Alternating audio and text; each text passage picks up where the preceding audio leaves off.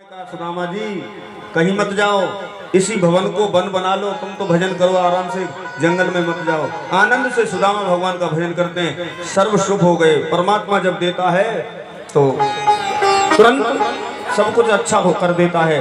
हम चाहकर भी सारे जीवन मेहनत करते रहते हैं, चाहकर कुछ कर नहीं। आनंद से द्वारका में भगवान रहते, समय आने पर भगवान आए ना लीला करने, तो अपने बच्चों को सुंदर शिक्षा देते, कहते बेटा कभी संत का ब्राह्मण का अपमान मत करना।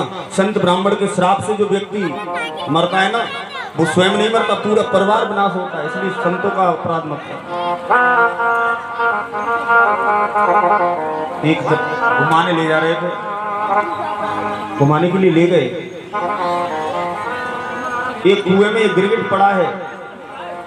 सभी ने पूछा, बेटों ने, पिताजी क्या कौन है ये? बोले इसी से पूछ लो, यही बताएगा। जैसे ही छुआ तो पुरुष बन गया, राजा बन गया। क्या कौन हो? बोले मेरा नाम नृग है। नृगो अहम नरेंद्रो हम। हे प्रभु मेरा नाम नृग है, मैं 1 लाख गाय रोज दान करता था, गलती से दान की हुई गाय मैंने दोबारा दान में दे दी, उसी के श्राप से मुझे गिरगिट बनना पड़ा, मुझे करकेटा बनना पड़ा। करकेटा कहते हैं अपने यहाँ गिरगिट। भगवान बताना चाहते हैं बच्चों को, कभी ऐसा कर्म मत करो जिसका तुम्हें अपराध लगे, पाप लगे। शिक्षा देते रहते। अंतिम समय में भगवान उद्धव जी को सारा उपदेश करते हैं। उद्धव जी को बुलाया और कहा अब मेरा समय जाने वाला है, तुम इनको ले जाओ सबको। एक वृक्ष के नीचे परमात्मा लेटे हैं, चरण पे पैर रख करके, और बरगद के वृक्ष के नीचे लेटे। सुखदेव जी कहते हैं वही त्रेता युग वाला बाली बहेलिये के रूप में द्वापर में प्रकट हुआ। अवश्यम मेव भोक्तव्यम कृतम कर्म शुभाशुभम। चाहे परमात्मा मानव बन के आए, चाहे हम तुम हो, परमात्मा भी गलत करेगा तो उसको भी भोगना पड़ेगा। अवश्यम मेव भोक्तव्यम कृतम कर्म शुभाशुभम। सुखदेव जी कहते हैं वो बहेलिया बन के आया बाली, उसने हिरण की आंख समझ के बाण मारा। भगवान के चरण में पद्म है, पद्म चमक रहा है, बहेलिया ने समझा कि हिरण कोई बैठा है। जैसे ही बाण मारा, बाण आकर भगवान के चरण में लगा।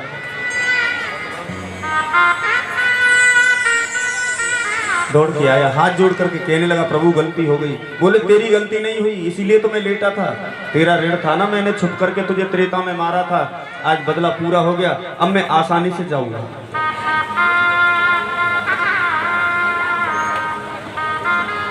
और भगवान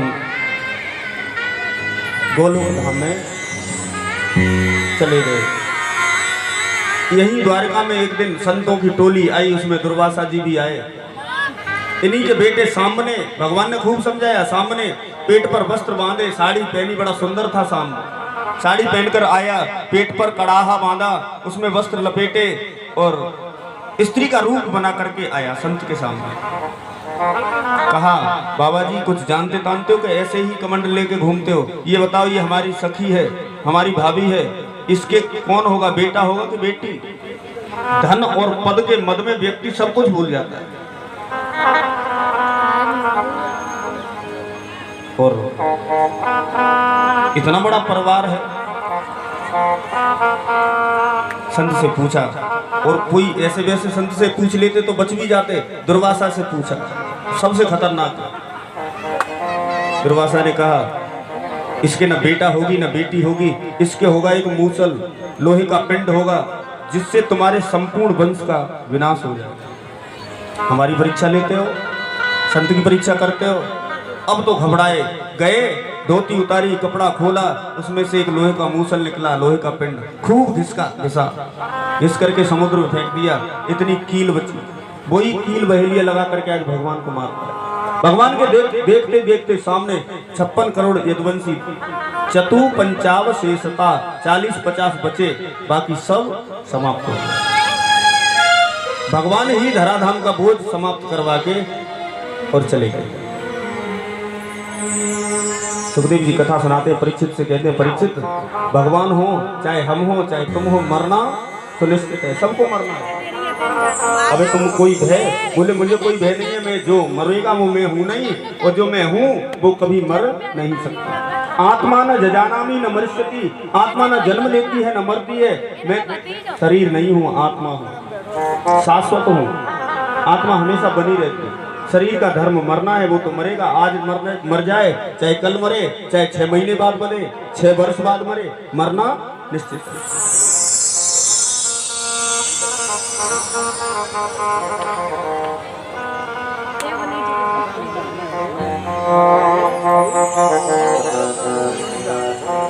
और ये हमारा सम्मान कर रहा है, हमारे छोटे भाई का बेटा है सचिन का। भगवान से बहुत बहुत आशीर्वाद की कामनाएं।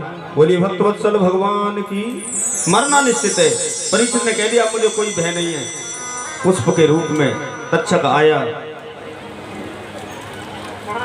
परीक्षित ने पुष्प देखा, बड़ा सुंदर है, पुष्प बन के आया।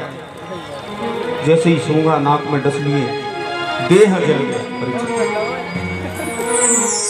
बोलिए भागवत महापुराण की जय हो। आइए मैं एक श्लोक बोलूंगा, सभी लोग जहाँ खड़े हैं बैठे हैं बैठ जाएं। अपने सिर पर वस्त्र हो तो रख लें, आंख बंद करके भगवान का श्लोक मेरे साथ हो।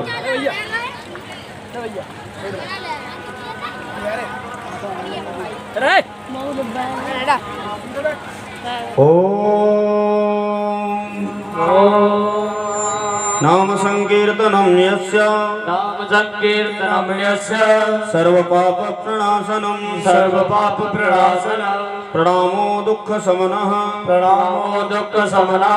तं नमामि हरिं परं नाम संकीर्तनम यस्य सर्व पाप प्रणाशनम प्रणामो दुःख शमनः तं नमामि हरिं परं हरे नमः हरे नमः हरे नमः। बोली भागवत महापुराण की जय हो। परीक्षित का देह जल गया। भागवत की कथा संपूर्ण हुई।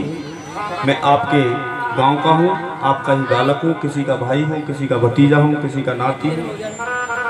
कोई भी गलती मुझसे बनी हो मुझे क्षमा करना। आप लोगों के सहयोग से आयोजन बहुत सुंदर हुआ। मुझसे, मेरे साथियों से, किसी भी व्यक्ति से कोई गलती बनी हो मुझे क्षमा करें। और मैं तो यही कामना करता हूँ कि हमारा गांव, हमारा क्षेत्र, जो भी भगवान के भक्त हैं सब प्रसन्न रहें, खुश